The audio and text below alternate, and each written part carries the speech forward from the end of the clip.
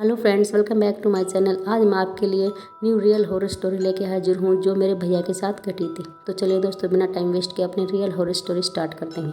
दोस्तों, एक बार क्या होता है, मेरे भैया जब सुबह उठते हैं तो उनको 104 डिग्री बुखार था और उनका पूरा शरीर तप रहा था।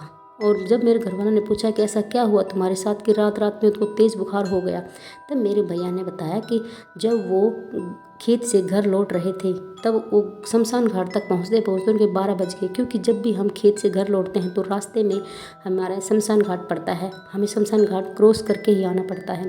तो मेरे भैया ने बताया कि वहाँ पे किसी की चिता को अग्नि दी गई थी और वो चिता की अग्नि जल रही थी और वहाँ पे एक बाबा खड़े थे जिसको उसने पहले कभी नहीं देखा था। वो हमारे गांव के नहीं थे और वो बाबा उस चिता के चारों तरफ घूम के किसी मंत्र का जाप कर रहे थे।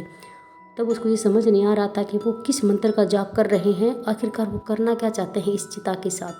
तब उसने झाड़ के पीछे छुप के ये सब देखने का फैसला किया। जब वो छुप गई फिर तो उसने देखा कि जब वो अग्नि धीरे धीरे कम हुई, उसमें लाल लाल अंगारे दिखने लगे। तब बाबा ने उस अंगारों में हाथ दिया और कुछ ढूंढ रहे थे।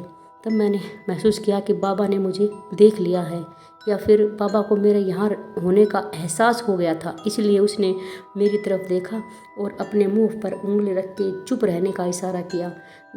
और मैं इतना डर गया कि मैं कुछ नहीं समझ पा रहा था क्या करना चाहिए, इसीलिए मैं वहाँ से भाग के आ गया और अपने सो गया। और इसी डर के मारे मुझे इतना तेज़ बुखार हो गया कि 104 डिग्री तक पहुँच गया। तब मेरे पापा ने बताया कि वो जो बाबा है वो आत्मा का वशीकरण करने के लिए आते हैं। तो जब भी कोई हम चिता को अग्नि देते हैं तो वहाँ पे परिवार के 2 सदस्य हमेशा रहते हैं जब तक वो चिता ठंडी नहीं हो जाती है।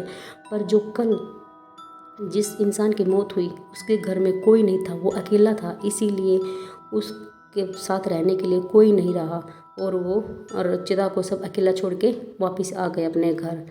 तब मेरे भैया को कुछ मेरे पापा ने समझाया और उसको डॉक्टर के पास दिखाया। अब तक वो उस बात को नहीं भूले हैं और ना ही भूल पाएंगे।